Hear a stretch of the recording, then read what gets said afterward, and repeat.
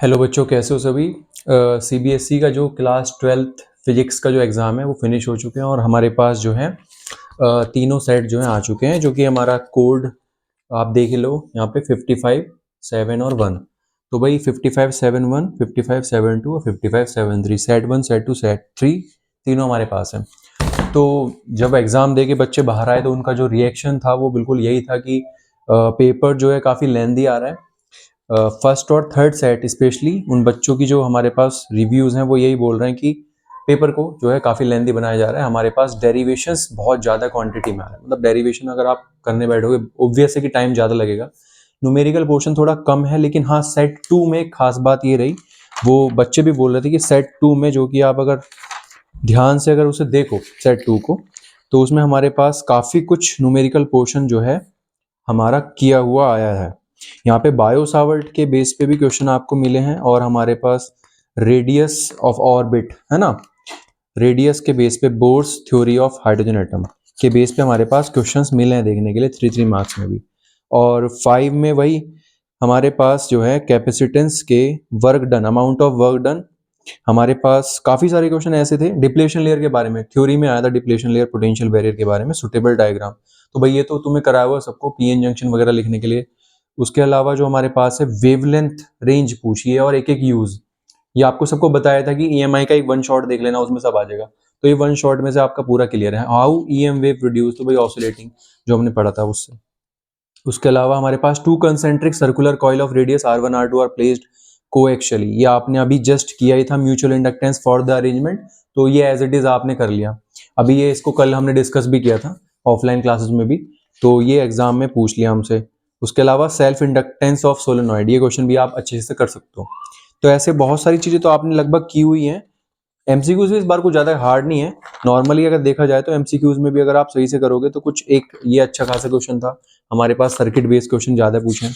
उसके अलावा जो और सेट्स में भी एक यहाँ पे हमारा मैग्नेटिक फील्ड के बेस पे जो आप देख पा रहे होंगे यहाँ पे, ठीक है। तो इस तरीके से आपका क्वेश्चन जो है मैग्नेटिक फील्ड का बन रहा था।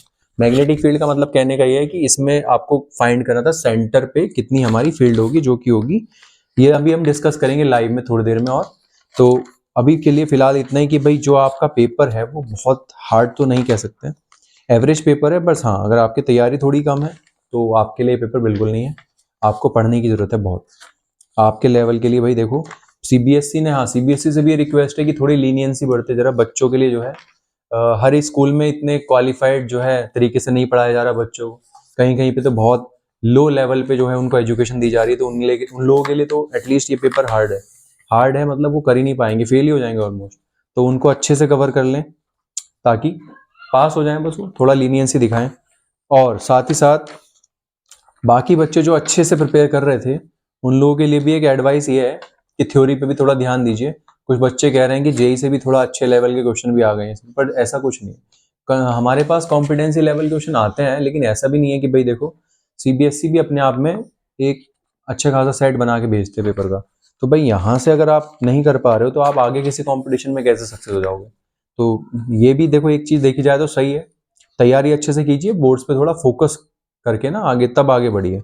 अब कुछ लॉन्ग भी आ रहे थे यहाँ पे हमारे पास, रे डायग्राम पूछा जैसे है ना, एस्ट्रोनॉमिकल टेलीस्कोप और एक्सप्रेशन लिखने के लिए। तो ये तो आपने सबने पढ़ा हुआ है पहले से ही, तो इसमें तो ऐसा कुछ था भी नहीं जो आप मतलब छोड़ के आओ।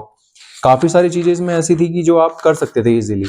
और लॉन्ग में भी काफी अच्छे क्वेश्चन आए हैं हमारे पास।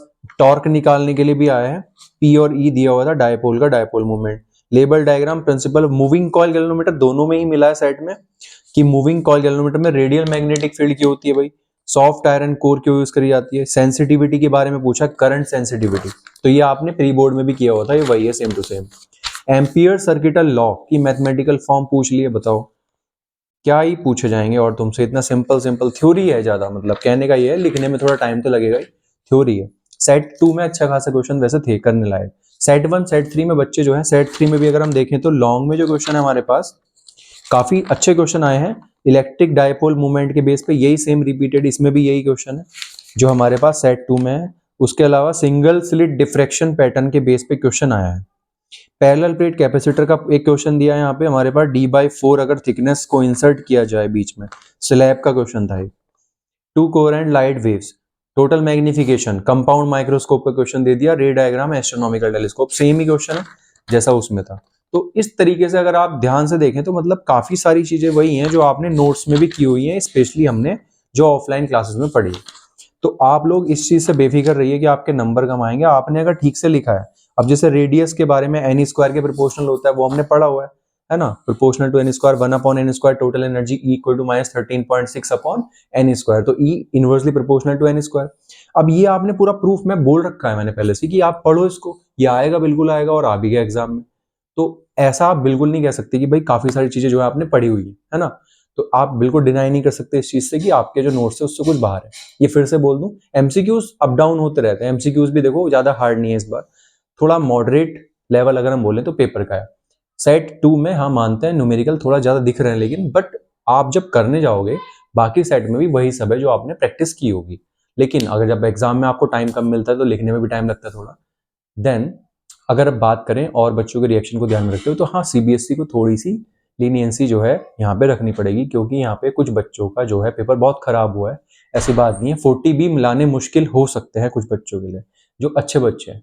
तो भाई ध्यान रखें, पेपर अभी और भी आगे आ रहे हैं, उनकी और अच्छे से तैयारी करें। अगर आपके फिजिक्स में बाई चांस कम मार्क्स हैं तो आप उसको केमिस्ट्री में और फर्दर आगे अपनी बायो में या मैथ्स में इंक्रीज कर लें। हो सकता है मैथ्स का और भी थोड़ा डिफिकल्ट आ जाए, तो ऐसा ना हो कि मैथ्स में भी कम आ जाए। तो मिलते हैं फिर लाइव में नेक्स्ट, या फिर जो आपकी नेक्स्ट वीडियो अपलोड होगी, एमसीक्यूज के डिस्कशन करेंगे, पेपर में जो जो पूछा उसके बारे में ब्रीफ में थोड़ा हम उसको और ज़्यादा डिस्कस करेंगे। अभी के लिए इतना ही फिलहाल, मिलते हैं नेक्स्ट वीडियो में, तब तक के लिए ऑल द बेस्ट।